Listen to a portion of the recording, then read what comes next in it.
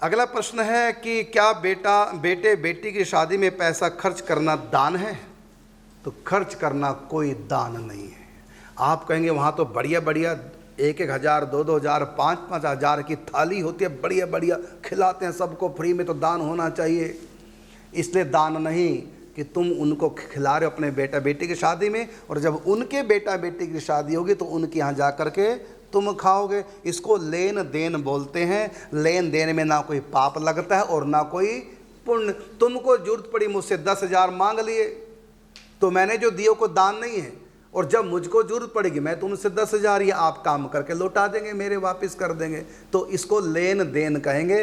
लेन then करने में ना कोई पुण्य होता है ना कोई पाप होता है। तुमने पति को सुख दिया, पत्नी ने तुमको सुख दिया, तो सुख तो दिया लेकिन दान नहीं लगा, क्योंकि ये लेन देन है, ये ना ये पुण्य है ना ये पाप है, ये लौकिक कर्म है। लौकिक कर्म यहीं तक सुख देते हैं, आगे सुख नहीं देते। परलौकिक कर्म स्वर्ग ब्रह्मलोक तक ले जाते हैं, और अलौकिक कर्म हमको भगवान तक पहुंचाते हैं। तो परिवार में जो शादी में खर्च कर रहे हैं, परिवार के पालन पोषण में जो खर्च कर रहे हैं, ये दान नहीं, ये लौकिक कर्म के लिए यही काम आएगा, आगे नहीं काम आएगा। लेकिन गरीबों के लिए तुम करो, गरीब कन्या का विवाह करो, गरीबों की सेवा करो, अभावग्रस्त लोगों की सेवा करो, तो ये कर्म फिर लौकिक नहीं, ये पारलौकिक कर्म है। ये स्वर्ग आदि ब्रह्मलोक आदि तक, रिद्धियों सिद्धियों तक आपको ले जा सकता है।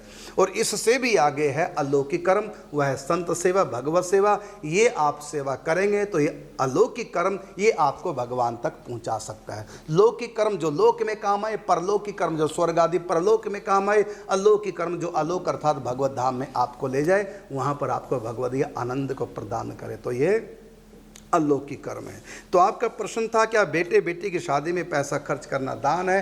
तो कोई दान नहीं, केवल लेन देन है। आप अपनी शान और शौकत दिखा रहे हैं, और जिनके यहाँ शादियों में आप रोटी खाने गए तो आपको अपने बेटा बेटी की शादी में तो बुलाना पड़ेगा, और फिर आप अपनी शान शौकत दिखाएंगे उन सब लोगों को।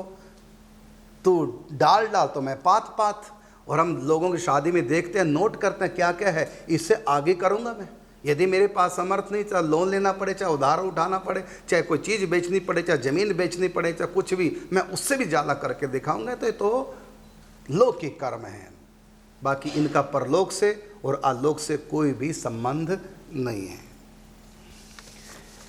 हाँ, जो संतों का दान किए, आईपॉड दे रहे है, कोई बड़ी बात नहीं। आप लोगों ने जो दान किया है संतों के लिए, ये संतों का मोबाइल छुड़ाएगा और भजन उनको सत्संग सुनाएगा, ये है अलौकिक कर्म। और आप किसी गरीब को मनोरंजन करोगे, उनको कुछ दोगे, तो उसमें गाने सुनने उसको संसार के, तो सुख तो फिर भी आपने दिया, ये परलौकिक सुख हो गया।